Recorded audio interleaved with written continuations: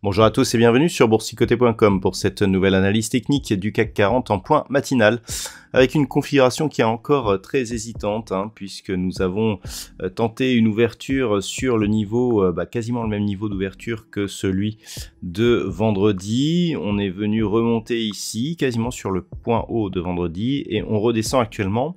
Donc on est toujours sur une configuration très fragile. Vendredi, on avait ouvert sur un gros gap baissier, on avait comblé ce gap et ensuite on était reparti à la baisse. On avait toutefois préservé en clôture la zone des 7175 points. Pour l'instant, il semblerait que l'on attaque ce niveau.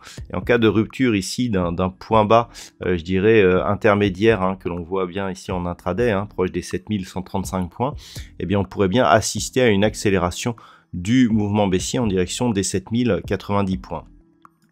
Au niveau des indicateurs techniques, on avait un début de retournement au niveau des histogrammes du MACD sur la bougie de clôture de vendredi. Ce retournement est en train d'être invalidé par la bougie actuelle. On pourrait donc avoir une intensification là aussi de la dynamique baissière et un double contact ici sur la bande de Bollinger inférieure. Donc c'est toujours baissier, il y a toujours la pression de la Fed qui agit depuis les dernières déclarations de Jérôme Powell. Et donc clairement, il est possible que l'on assiste à une nouvelle phase de baisse encore aujourd'hui. Au niveau du palmarès des valeurs, alors on a des valeurs qui souffrent, puisque au niveau des plus fortes hausses, elles ne sont que 4 à être encore dans le vert. On a Total Energy plus 0,21%, porté par la hausse des résultats des cours du pétrole. Safran plus 0,19, BNP Paribas plus 0,16, Thales plus 0,08. Derrière, tout est dans le rouge. Donc au niveau des baisses, on a des baisses un peu plus marquées. Le luxe souffre particulièrement. Kering perd 3,2%. ArcelorMittal moins 2,83. Hermès moins 2,26. Capgemini, Unibail, Rodamco sont sur des pertes proches de 2%. Donc on le voit, c'est la pression baissière qui s'exerce sur l'indice parisien ce matin. Alors ce niveau intermédiaire ici, il se situe donc sur les deux plus bas que nous avions eu ici, donc sur le plus bas de vendredi et sur le plus bas de cette séance ici du 8 septembre, donc le vendredi précédent.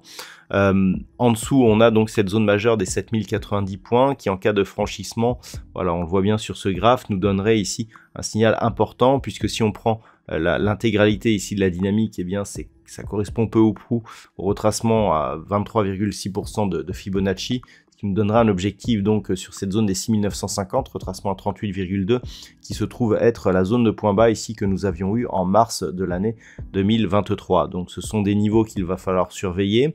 D'un point de vue, si un rebond se mettait en place, il faudrait au minimum repasser ici au-delà des 7250 points pour avoir, je dirais, un espoir de reprise en main haussière des marchés. Mais ce n'est vraiment qu'au-dessus de cette zone ici, des 7350 et le comblement de ce gap ici, donc proche des 7370, pour avoir un vrai signal haussier. En gros, tant que l'on est sous 7380, c'est au mieux neutre. Donc on le voit, la pression elle est baissière.